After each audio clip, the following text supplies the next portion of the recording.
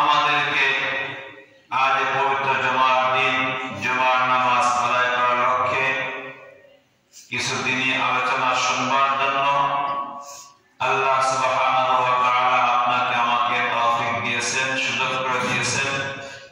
এজন্য সকলে অন্তরস্থল থেকে সেই মহান আল্লাহর দরবারে কালিমাতুশ শুকর আদায় করছি, আলহামদুলিল্লাহ। সম্মানিত হাজিরিন, গত দিনে আলোচনা করেছিলাম নামাজ পড়ে না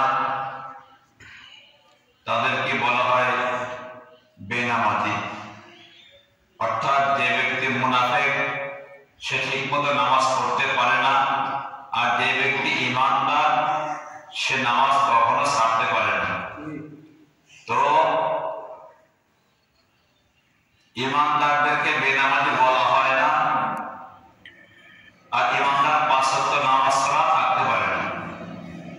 যারা পাঁচ ওয়াক্ত নামাজ পড়ে না তাদের মুনাফিকের খাতায় নামটা লেখা হয়ে যায়। হ্যাঁ, যদি কেউ নামাজ ছুটে যায় সঙ্গে সঙ্গে আফসোস করে, অনুশোচনা তাকে জাগ্রত হয় যে আমি বিরাট অন্যায় করে ফেলেছি, ভুল করে ফেলেছি, আমার মালিকের কাছে হাজিরা দেওয়া হয় নাই, অনুতপ্ত হয়, লজ্জিত হয়। এই ব্যক্তি কিন্তু মুনাফিক না।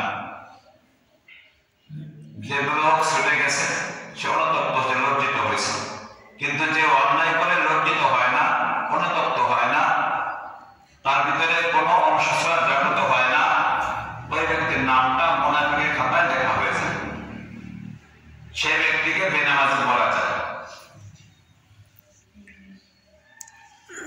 আল্লাহ রাব্বুল আলামিন কালামে পাকের মধ্যে বলতেছেন